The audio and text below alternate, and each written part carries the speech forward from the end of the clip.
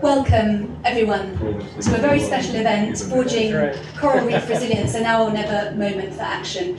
Bit of a shame to turn down the music. It was wonderful, wasn't it? Very nice. But great to see you all. My name is Penny Stock, Senior Technical Advisor for Nature at the United Nations Development Programme, and I'm part of the Global Fund for Coral Reefs UN Global Team. And so special thanks for joining us today. It's really inspiring to see so many dedicated colleagues and friends here united around coral finance and conservation, and especially so at a moment when we're witnessing the fourth mass global bleaching. So we really look forward to a session focused on supporting action for reef-positive development. And I'm now deeply honoured to introduce today's keynote speaker, His Excellency Flavien Joubert, Minister for Agriculture, Climate Change and Environment, Seychelles. Hey, go ahead. Thank you. I will stand up here. Please. What do I do? Okay.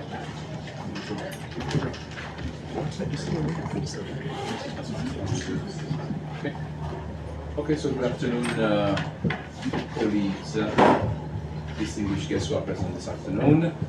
First, let me start by expressing apologies from the Minister for Environment and Sustainable Development of Colombia, Her Excellency Maria Susana Mohammed, who is not able to join us this afternoon. Closer, okay. We'll try and deal with our issues without her present, but we hope that things will work out fine.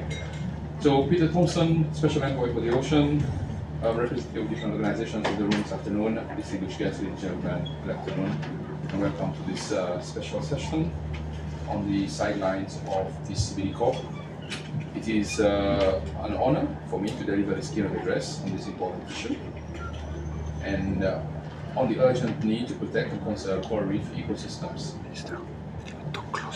Closer. Yes, to like this. Seychelles recognizes the need for the great biological, social, economic, and environmental importance of coral reefs, including the ecosystem services that the reefs provide. For Seychelles, it has been estimated that coral reefs are generating about $51.5 million annually for on-reef activities, showcasing the importance of coral reef towards the socio-economic development of our country. As we all know, these important habitats are threatened by a range of both natural and anthropogenic impacts. Patterns of change in Seychelles coral reef in the past 2 decades have been driven mostly by global stressors, which continue to be exacerbated by local stresses. These include dredging and reclamation for the creation of land for development, overfishing, pollution, diseases, and harmful algal blooms. And we also know that for larger countries with large land masses, runoff is a major issue, and this is one of the things that people have to focus on. Our country recognizes that coral reefs are at risk and experiencing multiple, often synergistic stresses that threaten the integrity, productivity, service provision, and also future existence. The 1998 extreme coral bleaching event had a devastating impact on coral reefs, affecting up to about 90% of live coral cover in our part of the world, and I'm sure in other parts of the world also. A second global mass bleaching event occurred in 2010, and a third one in 2016, where the country was impacted significantly, and this has hampered significantly coral recovery in the country. We're now facing a fourth mass bleaching event, and by the end of 2024, 37 bleaching observations have been recorded in Seychelles alone. The 2024 bleaching event data reveal that Seychelles is amongst the country that is significantly affected, reporting the highest count of both bleaching and mortality. So for all of us, we have to call for urgent action for protection and safeguarding these important ecosystems. I'm sure it's not just Seychelles that are experiencing these bleaching events, it's all countries of the world and all regions where corals all come. We have to recognize interdependencies with coral reefs and take action to protect, conserve, and restore coral reefs. Seychelles has a number of success stories to share, including ongoing initiatives through coral reef monitoring for assessing the conditions, long-term trends, and the effectiveness of management actions on coral reefs. A number of coral reef restoration projects are being undertaken by a different number of organizations. Seychelles finalized its coral reef policy and strategy plan in 2022 through an iterative process of national stakeholder engaged consultation. However, resources, and that's always the case, are required to ensure effective implementation of the policy. There is a need to urgently mobilize more and more innovative financial resources towards coral reef risk conservation and management. The Global Fund for Coral Reef Ocean Resolve Program, implemented by the Seychelles Conservation and Climate Change Adaptation Trust, is enabling Seychelles to unlock potential public and private market-based investments to support coral reef management. The program is supporting the implementation of the policy that I talked about earlier, aiming to improve coordination with national agencies and operationalize the Seychelles' first coral reef parametric insurance scheme. The program aligns with the GFCR's blended finance approach and expands the Seychelles Blue Investment Arc, including a business and technology incubator for coral positive small and medium enterprises, and conceptualizing the Blue Enterprise Fund. Moreover, to look at the possibility of developing the Seychelles Coral Reef parametric insurance with the aim of building financial sustainability for post-bleaching coral reef responses. However, we must take into consideration the economies of scale, especially considering the vulnerabilities of countries like Seychelles. Our small economy with few linkages implies that it is often difficult to have scalable and bankable investments. This is why de-risking of these investments are important to ensure private sector engagement. The innovative mechanisms provide the opportunity to use blended finance towards protecting one of the most threatened ecosystems of this world. The time for action is now. We must increase our level of ambition if we want to protect and conserve coral reef ecosystem. We must also be bold in coming up with solutions. I take this opportunity to commend partners working with the GFCR and other entities who are on the forefront of exploring solutions for coral reef. If we want to get there, we must stack all the possible solutions that will enable us to deliver on our targets for coral. We don't have much of a choice. But let's remember, adaptation and management is fine. It gives us a sense of doing something for corals. But of all the threats that corals face today, mitigation of emissions to reduce high sea temperature is critical. This is the big challenge that we have to rise up to and win, or else, as many people have said before me, all might be lost when it comes to coral. So thank you very much and enjoy your discussion this afternoon.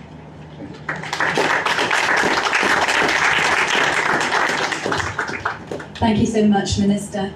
And now I'd like to introduce Her Excellency Honourable Minister for Nature, Mary Cray, CBE, Department of Environment, Food and Rural Affairs, representing the United Kingdom, a leading coalition partner of the Global Fund for Coral Reefs. Excellency, the floor is yours. Thanks so much, Penny. I'm not used to being called Excellency. Certainly not at home, I can tell you. But I'm enjoying it. Feel free. Thank you all very much and a very warm welcome to this event. We know that coral reefs are some of the most valuable ecosystems on Earth, harbouring biodiversity, as we've heard from the Minister from the Seychelles, supporting a quarter of marine life and providing myriad benefits to thousands of species, including us. More than 1 billion people benefit directly from coral reef resources for livelihoods, food and coastal protection, and we depend on ocean health for resources, medicine, trade and climate regulation. But we know that our ocean is under threat from a triple whammy, if you like, the threat of ocean warming, acidification and pollution. So they're under stress like never before. And when these ecosystems fail, it is the most vulnerable who suffer first and worst. This year, as we've heard, we've begun the fourth mass coral bleaching event. This is an ecosystem emergency requiring far more funding than governments and philanthropy can provide. The Global Fund for Coral Reefs is convening an emergency session here in Cali this week to showcase the latest science on the scale of this emergency. This is so important because we have to all ask, what can we do?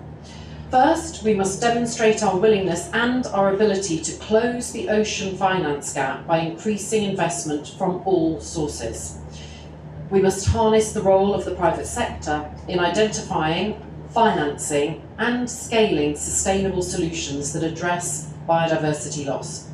From blended finance mechanisms to blue and green bonds, biodiversity credit systems, global interest in sustainable financing solutions is on the rise.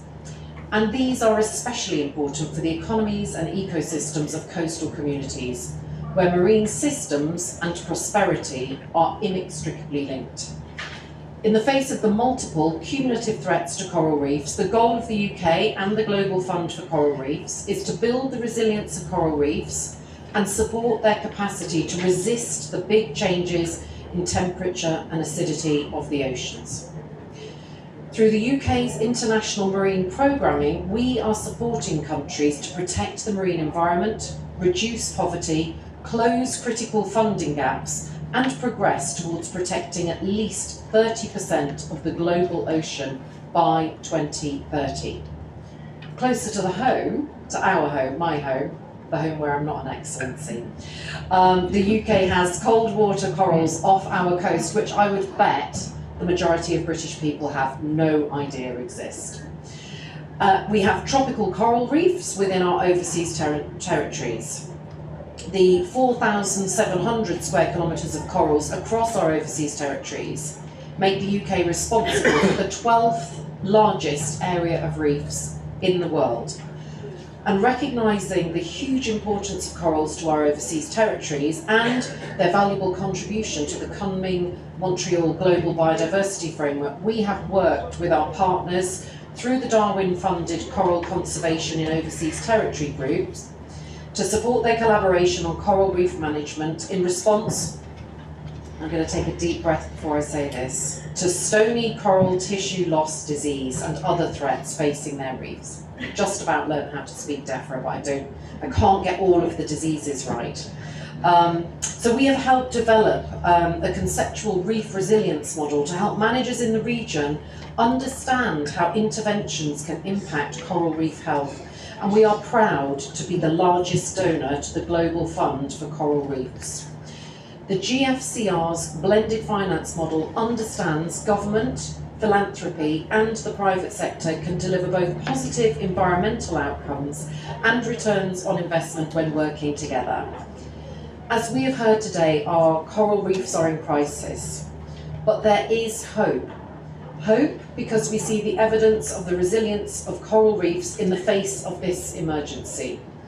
Hope because we see a coalition of countries, philanthropists and the private sector coming together to tackle this issue.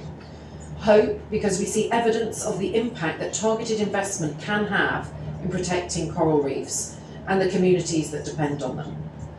The next 5 years will be critical. At least $100 million in grant and investment capital is needed by the 3rd UN Ocean Conference in Nice in June next year to help the Global Fund for Coral Reefs meet its 2030 targets. That includes conserving 3 million hectares of coral reefs, supporting 30,000 reef-positive jobs, and leveraging $2 to $3 billion in public and private finance. We hope the UK's strong signal of support for the GFCR will encourage further finance for the fund. I invite donors and investors to join us. Join the Global Fund for the Coral Reefs Coalition, increase coral resilience, support lives and livelihoods of people in fragile states and coastal communities. Their lives and our lives depend on it. Thank you. Thank you so much, Excellency. Great, thank you so much to our keynote speakers, Minister Joubert and Minister Cray, for setting the stage so powerfully for today's session. And I'm now very pleased to welcome to the stage a distinguished leadership panel comprising key figures driving action in coral reef finance and conservation. And each panellist represents a nation or organisation at the forefront of reversing threats to coral ecosystems and advancing reef-positive solutions. So please join me in welcoming Pradeep Kurukulasuriya, the Executive Secretary, United Nations Capital Development Fund, Ilima Klul-Chad, Director of the Bureau of Environment, Ministry of Agriculture, Fisheries and Environment from the Republic of Palau, Hadiyogo Dewanto, Senior Marine Services and Analyst Director from the Directorate of Marine Conservation and Biodiversity in the Ministry of Marine Affairs and Fisheries, Indonesia, Marine Collignon, Deputy Director for the Department of Climate and Environment, Ministry for Europe and Foreign Affairs, France, and Maria José González, Executive Director of the Mar Fund. And it's also my great pleasure to introduce Nicole Trudeau, Strategic Engagement Specialist for UNCDF, who's going to be moderating this leadership dialogue. Nicole, over to you. Thank you.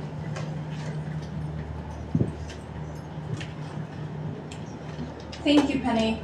As we know, Target 19 implores us to drive new sources of public and private funding toward nature-positive outcomes. Today, I am pleased to facilitate this discussion among experts in the innovative finance field to talk about reef-positive outcomes. Let's begin with Director Klushad. Palau is host to some of the most extensive coral reef ecosystems in the Indo-Pacific. It's a leader in ocean conservation, a state that is to be celebrated for its 30 by 30 exceptionalism. Your state, as well as regional partners, have a long-standing history of coral reef conservation.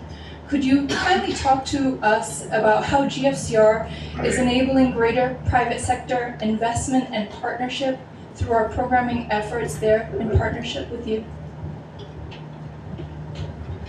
Thank you.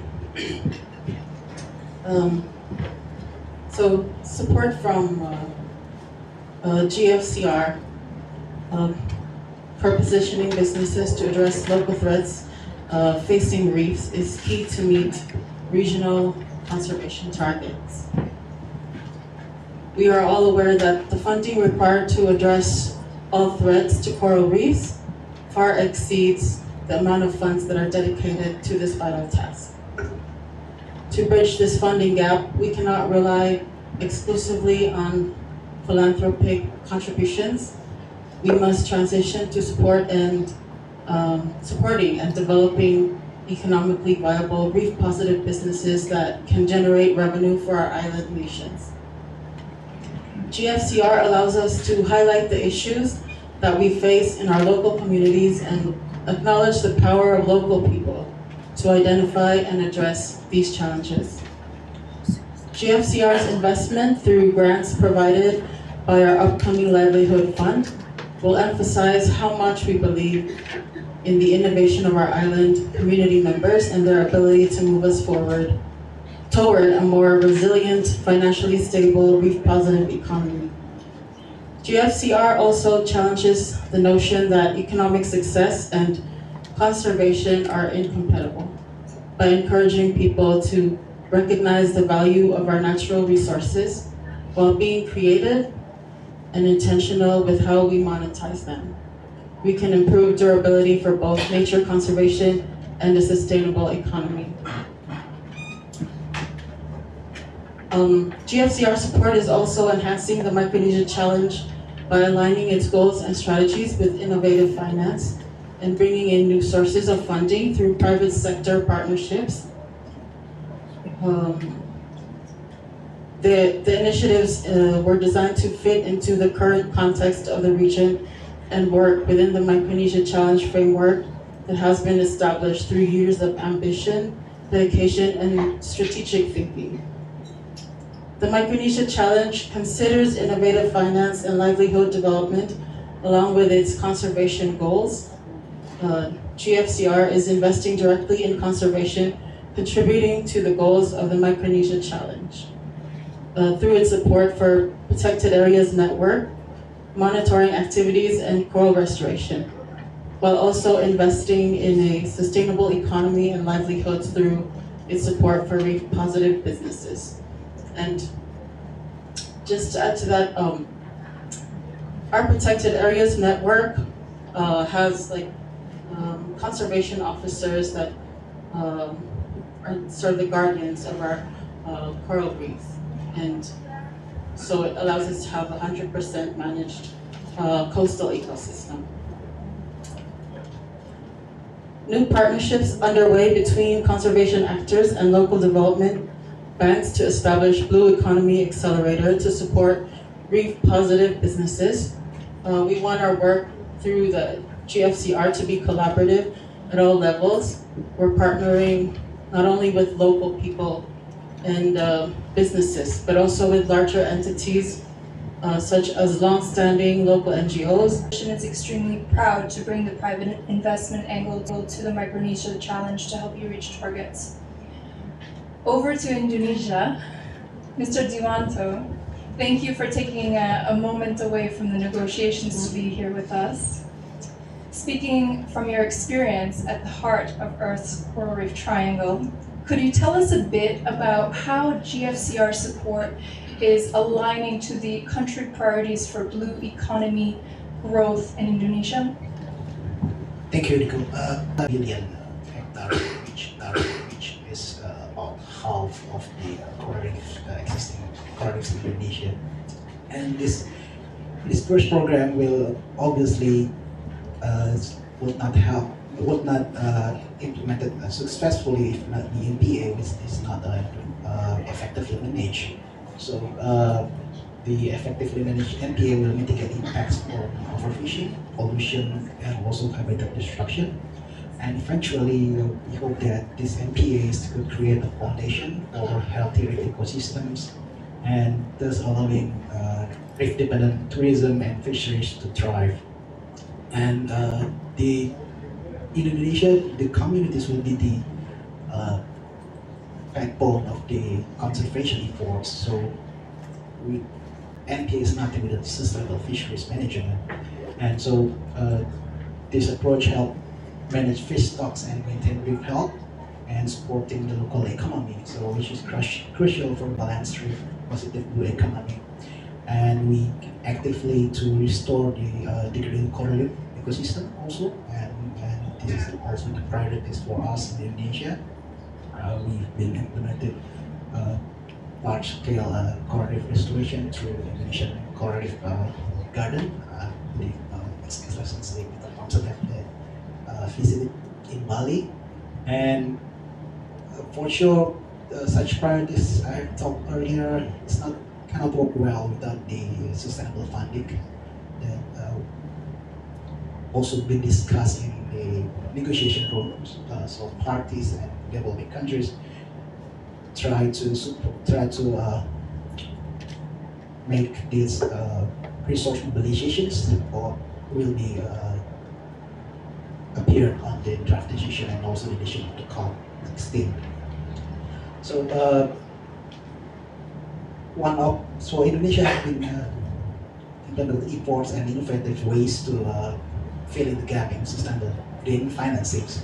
One of it through the debt nature swaps, which we can proudly announce that the GFCR also part of it. So the debt nature swap is the government of Indonesia and the government of US bilateral agreement to directing debt payment of Indonesia to coral reef conservation, and this will allocate $35 million to funding the coral reef conservation, which will be implemented by the local communities in Indonesia in two seascapes, the Selatan Sunda and Banda, and also the Bird's Seascape. And the GFCR is part of the contributing fund to which redirected to the our NGO partners, the Conservation International, and also the ANC and YCAN and KI in Indonesia. I think that's all for me. Thank you, Mr. Diwanto. I have to say, this Debt for Nature swap that you just spoke about was one of my favorite announcements this year. It was the first ever Debt for Nature swap dedicated to coral reefs and had a very specific angle to support, over the coming years, the scale-up of reef-positive livelihoods, businesses, as well as greater support to local conservation actors. So thank you so much for leading the way on that, and we were proud to support at the GFCR. I'm going to move now to one of our implementing partners, Executive Director Maria Jose Gonzalez of the MAR Fund, who is leading implementation and has convened a public-private consortium of partners to scale up reef-positive economic transition in the Mesoamerican reef states. We'd be very interested to hear more about some of the key solutions within your pipeline. Thank you, Nicole. Good afternoon to all. It's great to be here. Well, some of the solutions, let me just move a step back first. And I want to say that in the 2 years that we have been working, we have learned very much. MAR Fund and the amazing set of partners we work with for the MAR Positive Invest initiative in the region about the current state of coral positive businesses. And what we know is that we have very small scale or early stage businesses, which is the majority, but there's actually a range of businesses, from small scale fishers that we are trying to involve in businesses and have access to credit, to larger businesses. And one of them that I would like to mention is the Royal Maya Shrimp Farms. Royal Maya is in Belize, and traditionally shrimp farming has been seen as detrimental, right, to the environment. But Royal Maya has been certified previously and more recently again by the Aquaculture Stewardship Council, and they are implementing a model for their shrimp farm that recirculates water completely, and there are no effluents into the environment. So this is one company that we have been working with, and through our transactional services arm of MAR Positive Invest, we have been able to help them renegotiate a debt and obtain additional funding for a total of $3.9 million. So we are very happy to have supported them, and we hope they will lead the way to other shrimp farmers that are interested in applying this same methodology of shrimp farming in the region.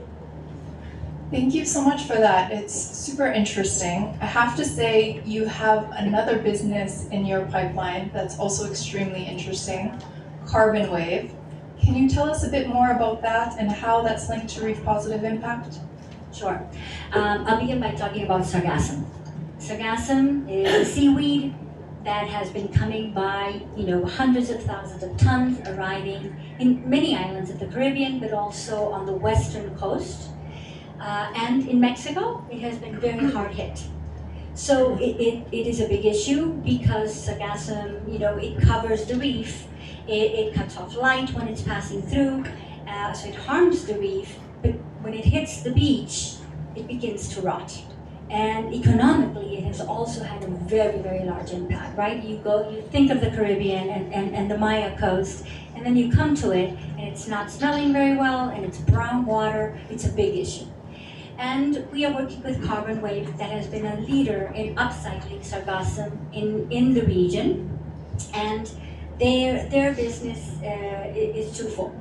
They have developed a process to collect the seaweed from the beach, as a service to hotels and resorts, etc. And this, the seaweed that they collect that is fresh, they take to their facility to process, and the rest is for now being taken to a place that is set out by the municipality to dispose of it.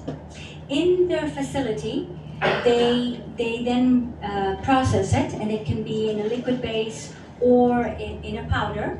They do a liquid base in Quintana Roo, and they do a biostimulant. With the powder, they can do another series of projects. So we learned of Carbon Wave, again, through our transactional services arm, and we began learning about what they do, because obviously collecting this is very important. You don't want this to stay on the beach, and they are adding value to this product.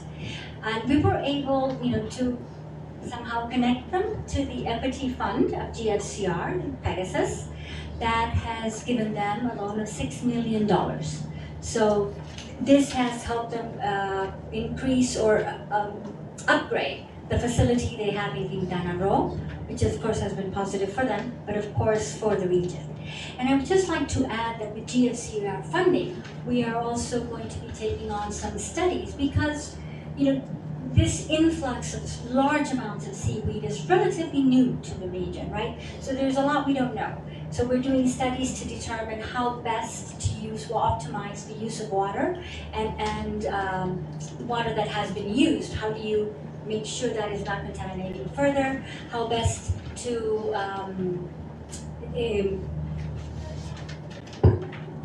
dispose of the solid part of the sargassum that is not used, as well as to how can we collect the sargassum before it hits the beach, so out still in the water. And those are 3 research projects that we're going to carry out with GFCR funding in order to just make more sustainable and better management of sargassum in the region. Thank you so much.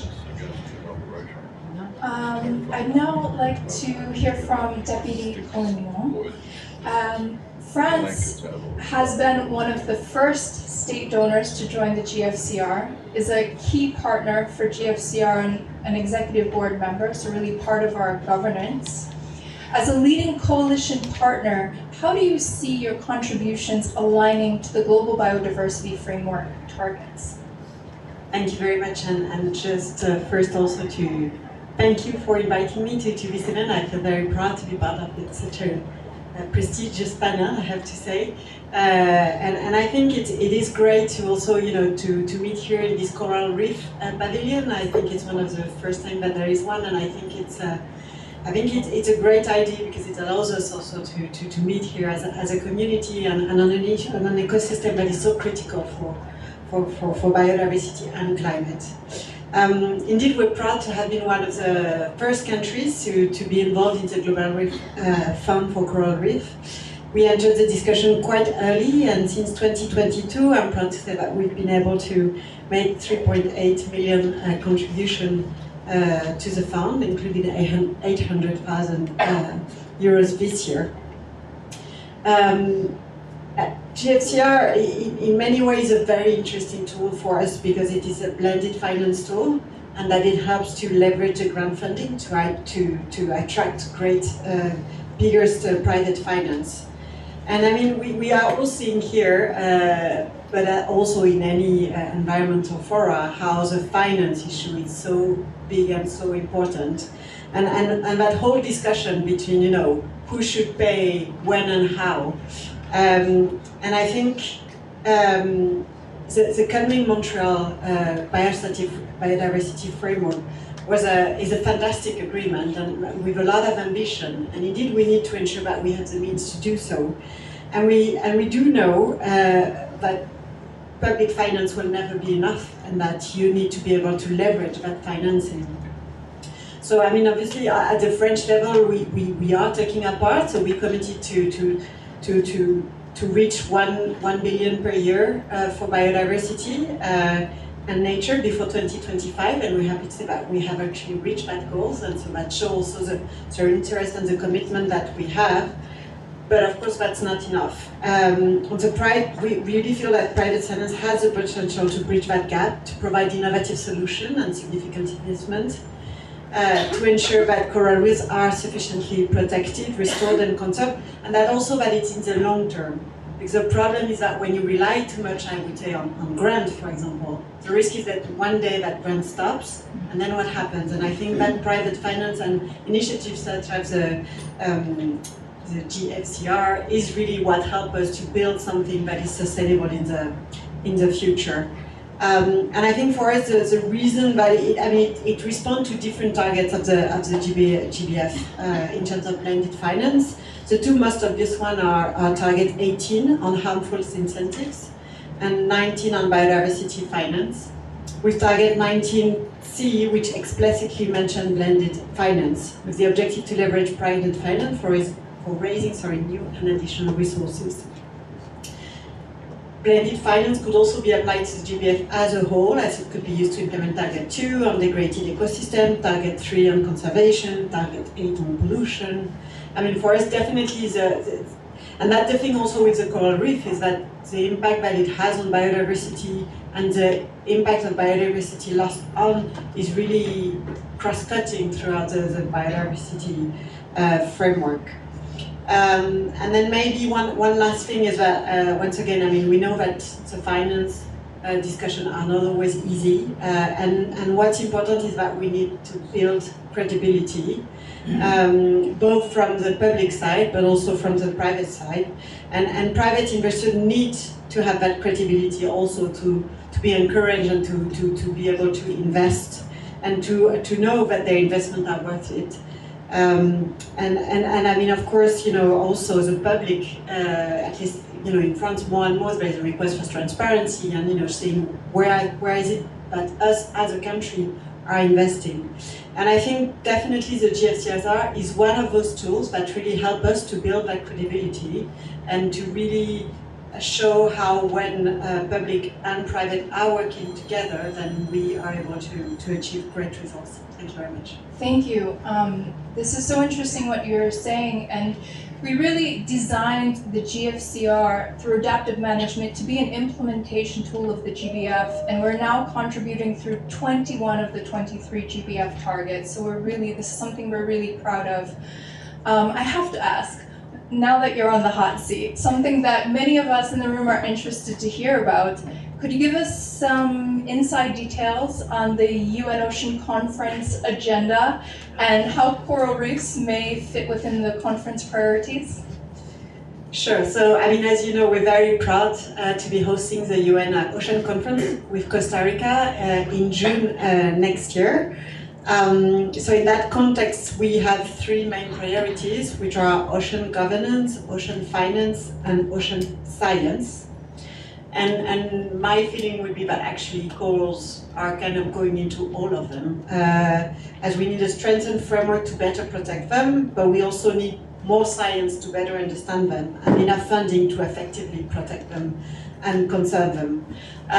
In terms of the idea really of the UN Ocean Conference for us is really to have that big moment, to continue to build on that momentum since 2017 when we had the first UN Ocean Conference, and to continue building on this to really provide that visibility and also that place where everyone working on the oceans are meeting together, because we have a lot of different frameworks who do not always talk to each other. So ocean has, you know, we discussed a bit about ocean in the Rio Convention, a bit at the UN Environment Programme in New York, PBNG, we have FAO, and I think all of these need at some point to get together and to have both discussion. In terms of the deliverables that we expect, so I mean, the main deliverable from the conference will be the NIS Ocean Action Plan, which will comprise obviously the political declaration that will be negotiated in New York. And I would imagine here it's important to have some good language on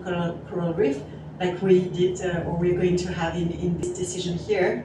But it's also all the different voluntary commitments that will be made by member states. And so, sorry, by member states, but obviously all the stakeholders, so coalitions from, you know, civil society, private sectors, you know, I mean, it's all the actors that we need to build that momentum. And so I can only strongly encourage you to take strong and ambitious commitments before UNOC. UNOC could definitely be a moment also for the GFCR. So to be a moment where, you know, maybe there is a new pledging, for example, you know, that's for you to consider, obviously, but I think it's definitely a moment where you can bring that feasibility and maybe also to take stock of everything that has been achieved since the creation of the GFCR. Yes, I think I'll just stop here, but I think at this stage we are still also very much listening to all the different proposals, so I can only also encourage you. There's going to be, as you know, different panels. The theme have already been adapted. We're going to have a number of events around the conference, including one on blue economy and finance, one more on science. There is going to be one on the more cities summit on the cities that are facing the elevation of the sea. And I think all those moments are important, and I can only encourage you really engage and work. And with Costa Rica, we are really here to also listen and see how we can best take advantage of this conference. Thank you very much. Thank you so much. I now turn to UNCDF's Executive Secretary. As the UN agency dedicated to transformative blended finance action, and also as the host of GFCR's Secretariat, how is UNCDF ensuring that GFCR is able to reach its 2030 targets through innovative finance action? Thanks a lot. I'm not quite sure I can add a lot more to what has already been said, but perhaps a few thoughts. But first, a huge thank you to the UK government and also France, Excellency. Thank you very much. It is well appreciated because really what you have enabled is the first set of actions that we at UNCDF are very proud to have initiated through our partnership with UNDP and UNEP and many others that you see on the wall here to get GFCR to work.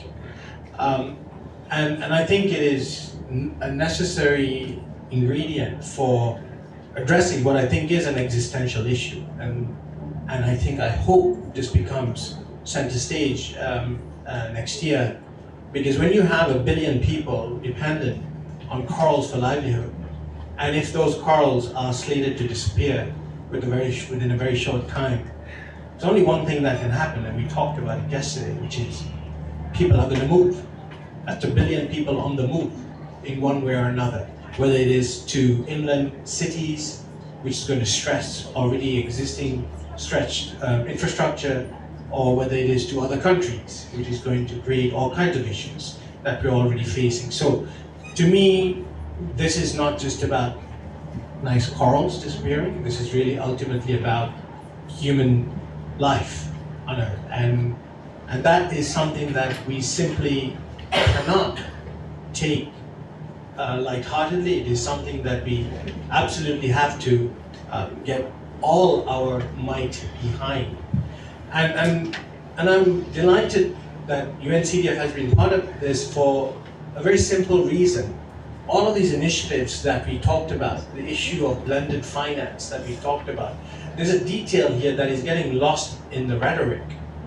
And the detail that is getting lost in the rhetoric is that many of these investment opportunities, as we sort of speak about, ultimately are unbankable in a market context.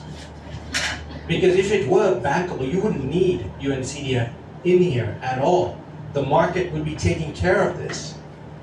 If it was worthy of returns, you'll have banks falling over themselves going towards these investments. If there'll be impact investors out there killing themselves to get to these deals. But guess what? They're not.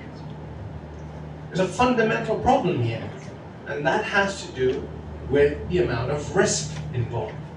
And the established institutions simply cannot, in some ways, are not even allowed through the regulatory frameworks that they have to operate within to absorb those kinds of risks. This is the simple reason why UNCDF is involved in it. So if we don't, I don't know who else will or can. Because this is the only UN platform that can deploy the necessary instruments to de-risk in those risky markets. And we are operating off grant funding. This is what makes us a piece of magic in the UN system. Because it's that grant funding used as a guarantee, used as a loan to the private sector, that's able to absorb the kind of risks that we face in these sorts of markets. So our contribution here to the blended finance community is really almost like a off-balance sheet de-risker. And it is those types of investments that we're now seeing in places like Palau, Indonesia, many other places around the world that we have to figure out a way to scale. And scale, I'm afraid, is not going to come by deploying $50 million ticket size transactions in a few countries, it's actually going to come through aggregation of many of these types of initiatives. But each of these initiatives need to be supported in their own right. And that's why I think the partnership that we have with member states, with the UN partners, the international NGOs and many others becomes a crucial ingredient in solving this problem. So please remember, there is a reason why we're in this. It is, in the words of, I think, one of our famous Secretary Generals in the UN, who famously said, the UN wasn't created to take any country to heaven, it was created to prevent countries from going to hell. And I think this is really the bottom line that we are trying to now address. We recognize the seriousness of the issue, and we recognize that public money is not going to make it. We recognize that private sector finance is needed, but we recognize that it's not going to go to where it's needed unless we de-risk. And that de-risking can only happen through an entity that is not afraid to take the risk or is not allowed to take the risk. Thank you. Thank you so much, Executive Secretary. Very powerful words on the need for a transformative collective approach. I will pose one final question for this esteemed group of experts. Given the significant potential of innovative finance to scale up coral reef-based resilience and ecosystem resilience overall, could you kindly provide the room, which is full of state representatives, philanthropic representatives, investors, a call to action or a final recommendation before we close today's panel? Well, look, I think we all know the solutions here. It's not rocket science. We have known this for a while. I think the one thing that's preventing us from coming together is that, and while the shared objective is beginning to manifest over time, I think we are not yet there in terms of joining the dots. And for me, this is not going to work, with just a GFCR solution. GFCR is there at the bottom of the pyramid to try and lift the bottom up, but then we have to make sure that those that are operating at the larger streams of conventional finance are ready to come in and scale these initiatives up. Because if we don't, what we will have will be stranded assets again in a different form. And those will also begin to fall back to where they were. So we really have to make sure that it's not just about the initial stream of investment, but the continued support to these types of initiatives so that they reach a level of maturity such that they can then rest on their own. For us in Palau, we're a very small island, and but because of our pristine ocean and the biodiversity that we have, when we speak to other countries to encourage them to protect our coral reefs, we really stand with our coral reefs and as evidence to that. So right now, our corals are sort of in a bleaching state and are being surveyed right now by the Palau International Coral Reef Center. And on top of that, we're also doing surveys, assessing the corals that have been bleached to see how we can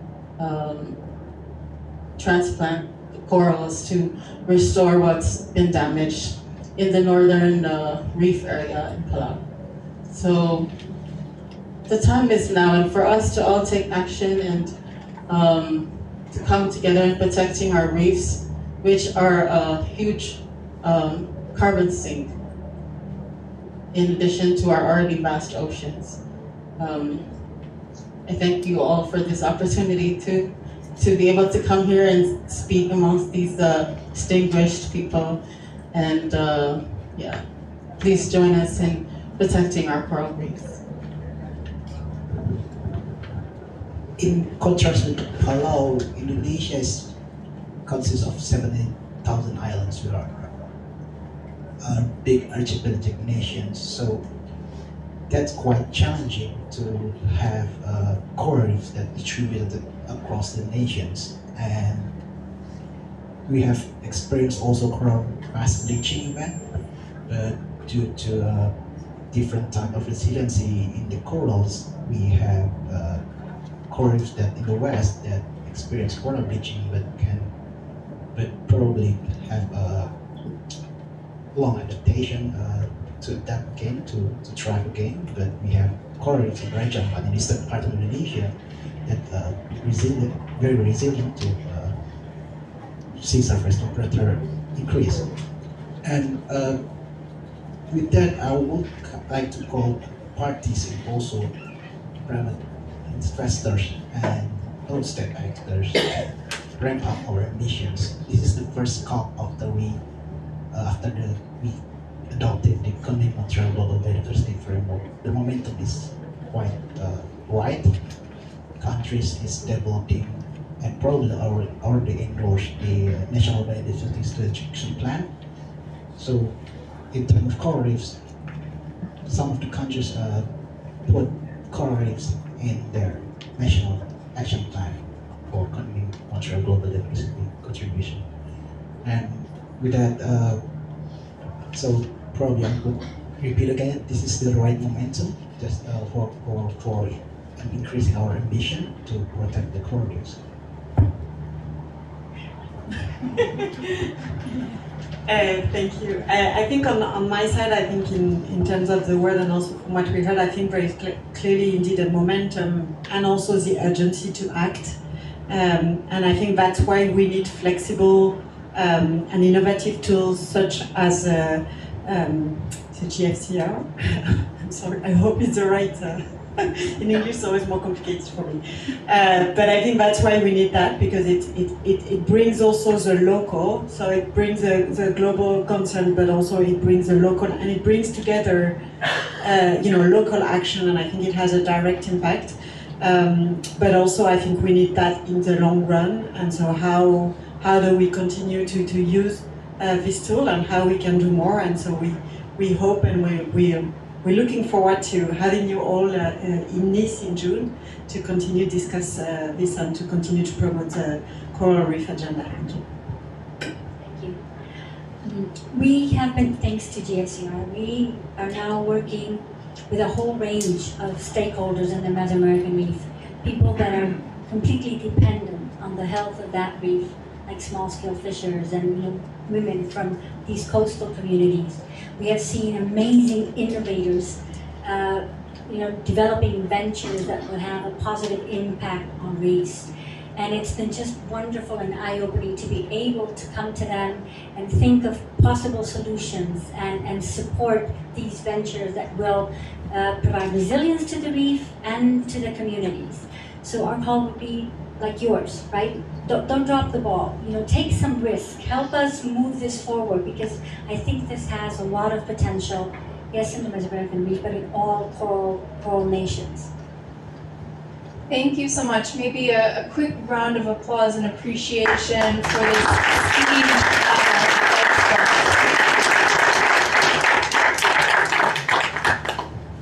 We are now going to have a little bit of a world premiere from someone who you may all know as Aquaman, Jason Momoa, the UN Environment's special advocate for the ocean, as well as Dia Mirza, our UN Secretary General's Goodwill Ambassador for the SDGs. I now leave it with them. 500 million years of evolution brings us the gift of coral reefs, the most biodiverse ecosystem on our blue planet. Home to as many as 1 million species, at least a quarter of all known marine life. Reefs are critical in maintaining the health of our ocean. Without a healthy ocean, there is no healthy planet. Coral reefs are essential to human well-being, contributing over $9.9 trillion to the global economy per year. Reefs are found in more than 100 countries worldwide, dissipating wave energy and protecting coastlines from extreme weather events. Coral reefs may be out of sight, but are essential lifelines for coastal communities who rely on them for livelihoods, economic stability, and food security. But here's the harsh reality. Their survival hangs in a balance. We've already lost more than half of the world's coral reefs, from rising ocean temperatures to increased severity of extreme storms, to overfishing, pollution, and unsustainable development. Now we're undergoing a fourth mass coral bleaching crisis. The science projects that 90% of live coral may disappear by 2050. We can't let this happen. The good news is that we are learning how to best protect coral reefs through targeted investments in climate and nature action that address local threats to Earth's most resilient coral reef ecosystems. The Global Fund for Coral Reefs is focused on just that, investing grant funding, technical assistance, and risk-tolerant investment capital in more than 20 countries, collaborating with public and private sector to accelerate sustainable business and scale investment, supporting ventures in reef-positive fisheries, aquaculture, wastewater management, marine protected areas, ecotourism, and beyond, enhancing the capacity of communities to recover from climate-related natural disasters, building more resilient ecosystems and economies, and sparking renewed hope through closing the SDG 14 funding gap to give coral reefs their best chance of survival. Our generation could be the first to experience the functional extinction of an entire ecosystem in our lifetime. The Global Fund for Coral Reefs gives us the opportunity to be the first generation to save one. The Global Fund for Coral Reefs is calling upon countries, private investors, financial institutions, and philanthropies to join its coalition to support the everyday heroes who are working tirelessly to protect more than 3 million hectares of reefs, representing more than 10% of Earth's remaining reefs. To reach this goal, the coalition is seeking to capitalize GFCRs, grant and investment vehicles, to grow and scale work being undertaken by new ventures, where tangible and real results are being delivered. The coalition aims to leverage billions of dollars through blended finance that will benefit marine ecosystems, coastal communities, and their economies. Now is the opportunity to rise to the challenge, to take bold action to be the first generation to save an entire ecosystem and secure the health of our ocean.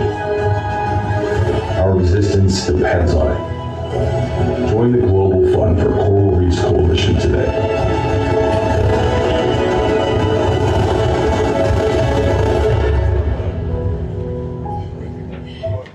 Excellent. Great, and a really inspiring and timely message from our coral champions, the UN Goodwill Ambassador Jason Momoa, Aquaman himself, and Dia Mirza, the award-winning actor, who's also the UN Secretary General's advocate for the SDGs. So we're now moving to another section of our event. We'll be joined by leaders who are ready to go further to scale up action to support this most threatened ecosystem.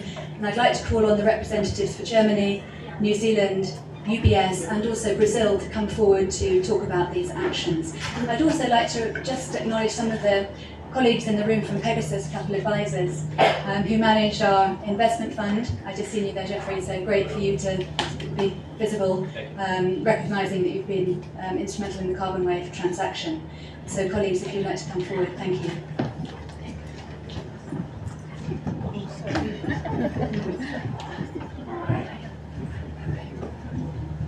Excellent. So first to speak, I'd like to go to His Excellency Mr. Jochen Flasbart, State Secretary for the Federal Ministry for Economic Cooperation and Development in Germany, for this next segment where we'll be discussing commitments. Thank you very much.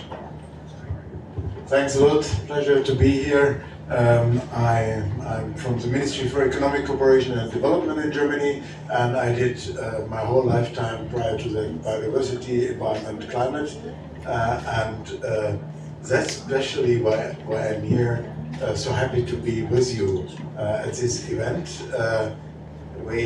Germany is engaged and supportive to the fund since the beginning. With the first pledge, I think some seed money at the very beginning with 3 million euros. That had been done by my predecessors, so I am proud of that. Now I'm here to say we are willing to continue our commitments. We want to do more. Looking at the numbers, honestly, I've already announced a higher number somewhere in other audiences. It's €1 million we are providing for 2024 to 2026. First, when I saw the briefing papers, I said, well, is that something I can sit in the front of an audience and explain what we are doing?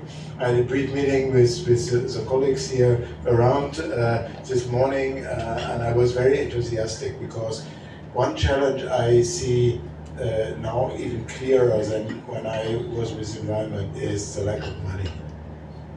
We are galaxies away from where we need to be.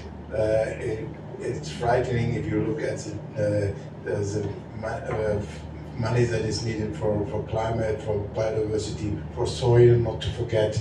And if you add all the other SDGs to it, it's huge. And I can tell you, it's undoable just with public money. If we want to solve all this with budget money from our ministers from finance and from our cabinets, we are lost. And therefore, I'm constantly working since quite a while to leveraging our public budget money and making more out of it. And this is fantastic. What you explained here this morning to me and here in this meeting, I'm really enthusiastic how you manage to get the private sector in to do the de-risking part, even in an easier way, if I may say so. I hope the World Bank guys are not angry with me. Even easier than those who are restricted by the internal AAA rating restrictions they have, and we all love them because they have the AAA rating. We don't want them to lose it, but therefore we need different vehicles who can step in and to bridge the gap in transformative economies. And coral reefs, and then I'm done with that. It's already many sentences for €1 million. But coral reefs are such a charismatic ecosystem. You can explain so much that has to be conserved, but also that is needed for a resilient future of our societies with regard to climate adaptation, securing securing regional and local income, being more independent from global economies. All this is like in a nutshell established with proper coral reef protection, but not only protection, also use in a sustainable way. So happy to be here and happy to make this announcement. Thank you so much, Excellency. We'd now like to go back to the video to welcome Mr. Tom Hall, Global Head of Social Impact and Philanthropy at UBS Optimus Foundation. He's going to be joining us via video message.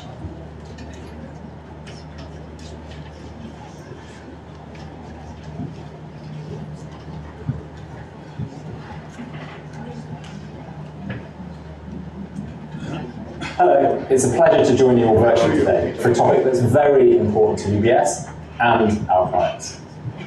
From the environmental challenges we face today, such as the ongoing bleaching of coral reefs and the increasing impact of climate change, it's clear that a holistic approach is essential for saving coral reef ecosystems. UBS Optimus Foundation is proud to announce our partnership and first contribution to the Global Fund for Coral Reefs, aimed at scaling up efforts to protect these critical ecosystems. In addition to UBS Optimus Foundation's own direct contribution, we will further match any contributions made by our clients to the fund with an additional 10%, strengthening our continued commitment to catalysing collaborative action. At UBS Optimus Foundation, we believe in the power of catalytic capital and partnerships. Our approach is simple but transformative. By leveraging philanthropic, commercial and government capital to de-risk innovative projects and make them sustainable and scalable. We use a blended finance model to mobilise capital at a level that would be difficult to achieve through grants alone. Our marine ecosystem investment in the Philippines into our partners Blue Finance is a great example. There, through combined grant funding and impact loans, we help support a marine protected area finance vehicle alongside the Global Fund for Coral Reefs funding.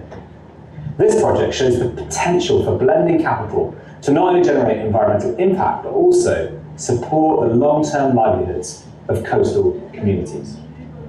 But what's most promising is the opportunity this represents for the future.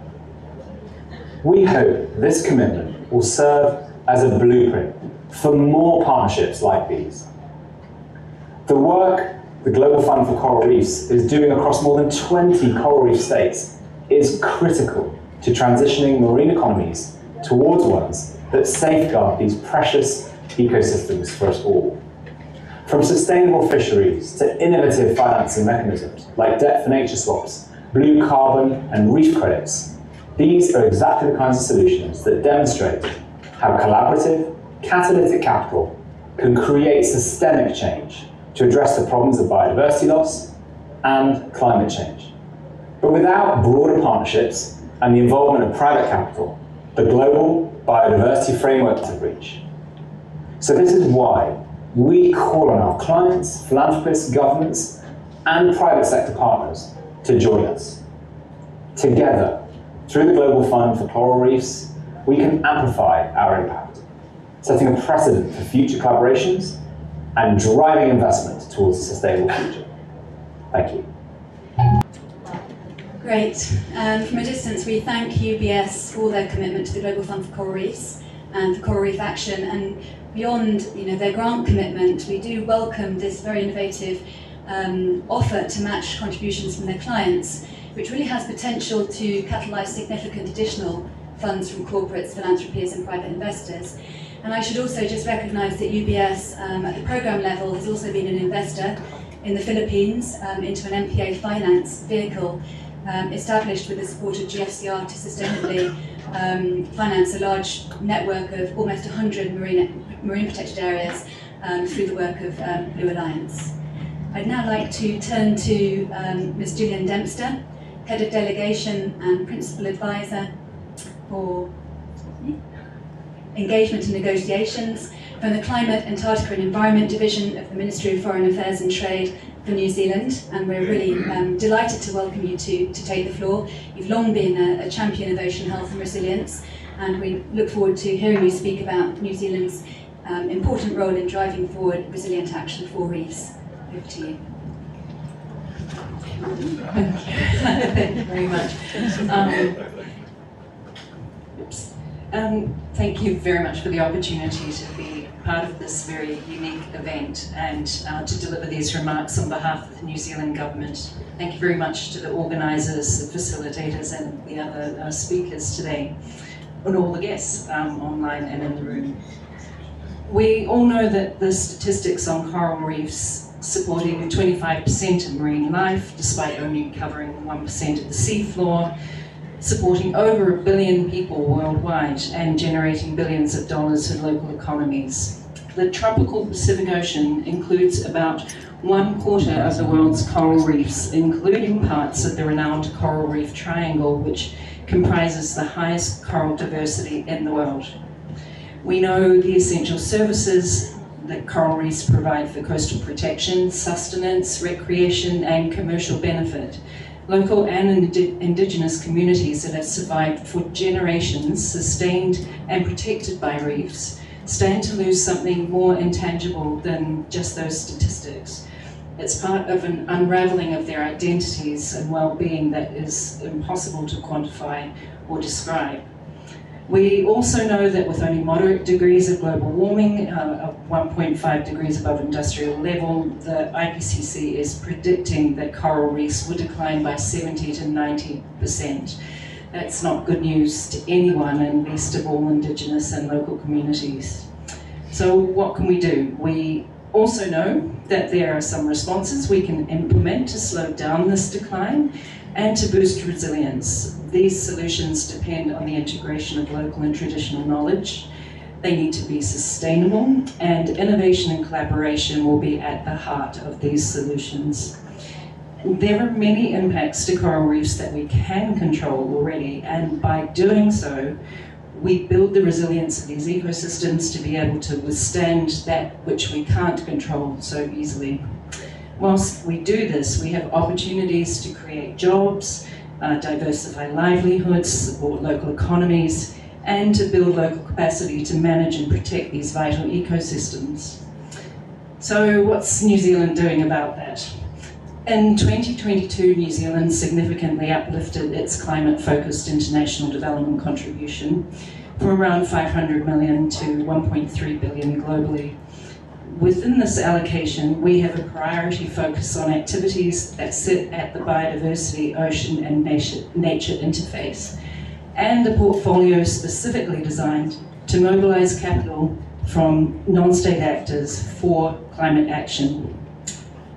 This is in recognition of the fact that financial resources provided from public sources, such as banks and private companies, are critical to addressing the financing gap for investments in climate action across a range of sectors, including oceans and biodiversity management. Governments can help to foster an enabling environment for investment and market making in climate action. This blended finance approach should kickstart the local ecosystem and enable attractive long-term financing dynamics.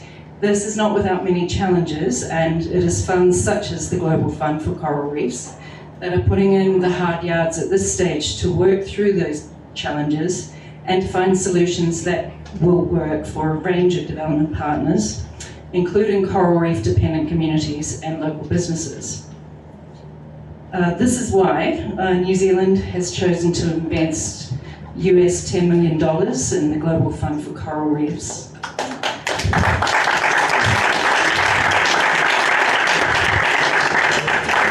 The success of the fund to date, including through scaling its program to 23 coral nations, improving management of over 1.5 million hectares of coral reef area, and providing 2.5 million hectares of marine protected areas with sustainable financing mechanisms, has given us full confidence that this is the right vehicle for us to invest in.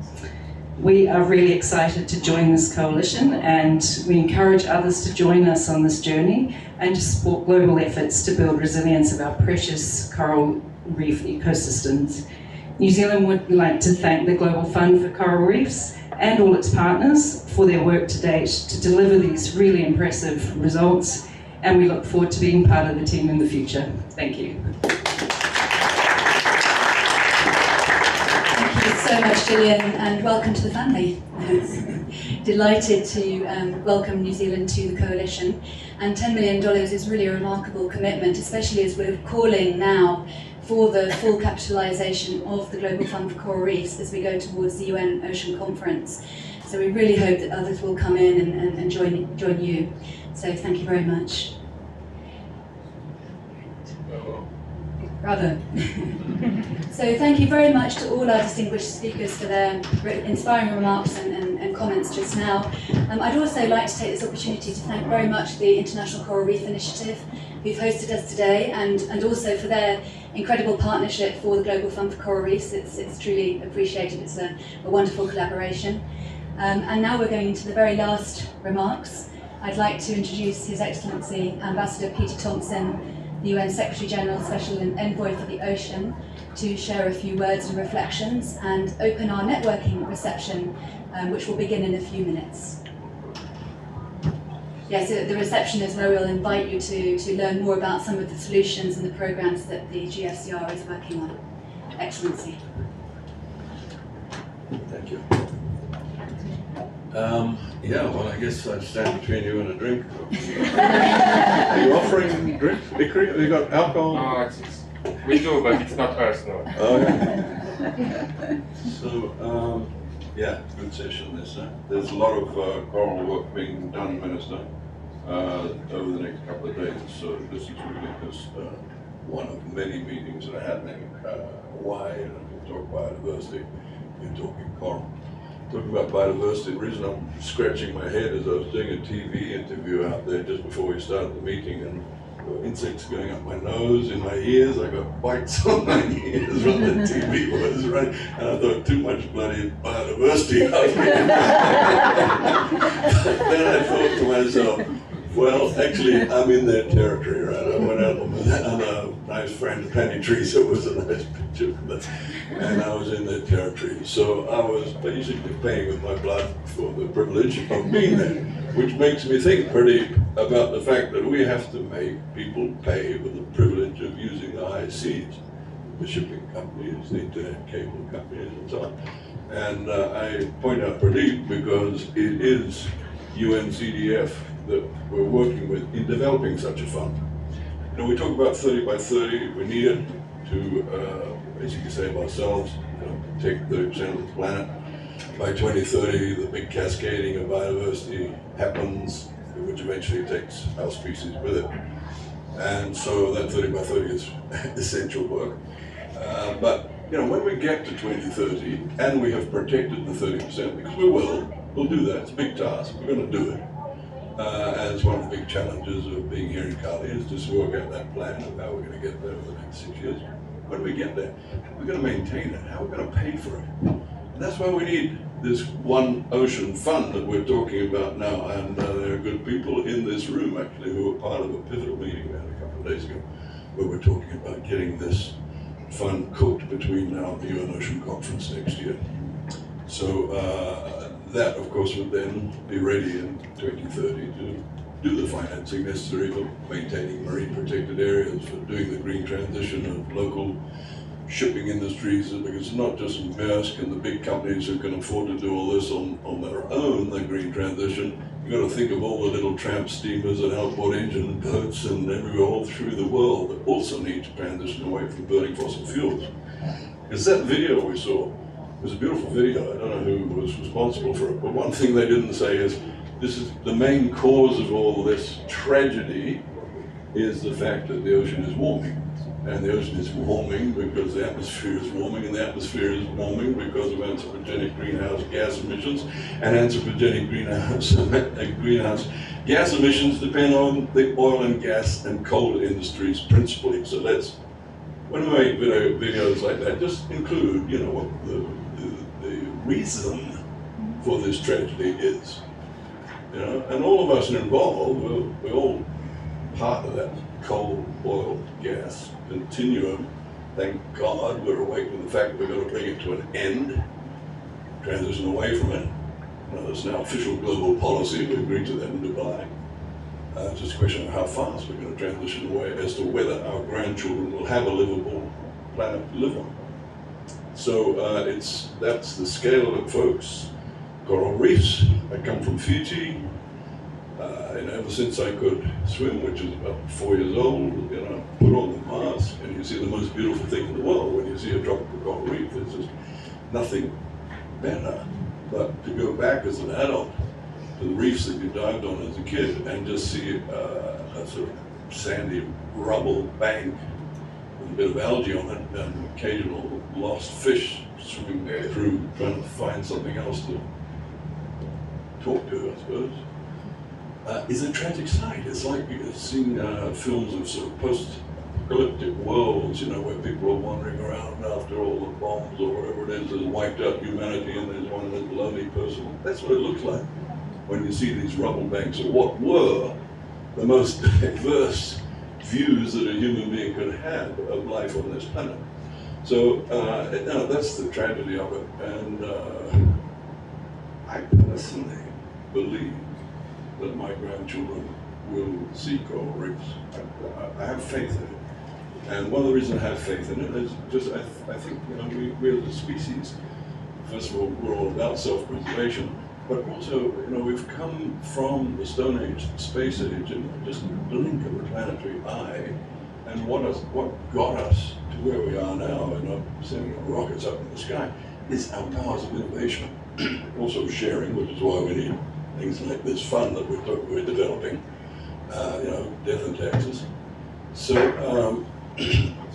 our power of innovation, when I was in Jakarta recently, I went to, for example, a lot of people I know don't like the live coral export industry, but where you're actually growing it in your own little facility, as we saw in Jakarta, and exporting it, the speed at which that coral grows, number one, the diversity they had in that facility in Jakarta, just amazing for me to see that, and then to go to a community project where the village was making these cement pods, which they were then putting out into the ocean in front of their bay, and to see just within a year the way the coral just grabbed onto those structures and started creating new coral reefs. It was amazing. So, obviously with the challenge of global warming, maybe that species of coral cannot survive, but our innovative, our scientific ability is, we will find coral that can do that can survive, and of course everybody talks about the resilient species that are out there. So I believe that with our innovative capabilities, we will see coral reefs, our grandchildren will see coral reefs. And that's going to depend on the good work of organizations like ICRI, organizations particularly like the Global Fund for Coral Reefs, which has such a huge responsibility for us all, the Global Fund for Coral Reefs. And it's why my call to action would be, for those governments that have not put money in here, what's wrong with you? This is about the survival of this huge ecosystem which 1 billion people depend on, which 25% of all marine species depend on, and you can just sit back and watch it all just disappear because you don't want to throw in the money to the Global Fund for Coral Reefs, which are going to help it survive. What's wrong with you? So thank you, New Zealand, for that 10 million. It's not a big country. It's a good bit of money. So thank you for that. But for any of you that come from countries that haven't kicked money in yet, that should be kicking money in, remember, it's the oil and gas industry and the big countries of the north are the ones that have got that industry, plus the oil producers. Let's make sure they're all kicking in their funds to the Global Fund for Coral Reefs, because it's going to be responsible for preserving that ecosystem which we also desperately need. So thank you very much.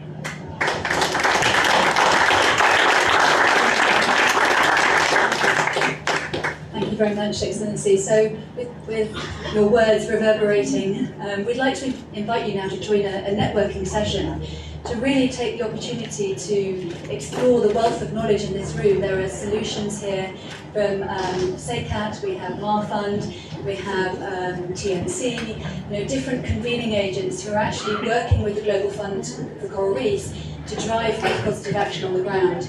We're about to bring some catering in, put the cocktail tables out, and we'd really like you to stay and talk to each other. This community of practice for the Global Fund for Coral Reefs, the ability to share knowledge, to share what's working, what's not working, is particularly important as we try to scale up.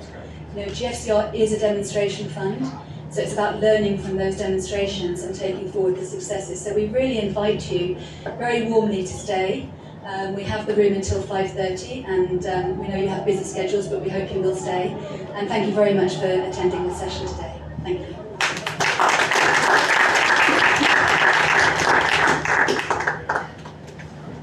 I think we have catering coming in.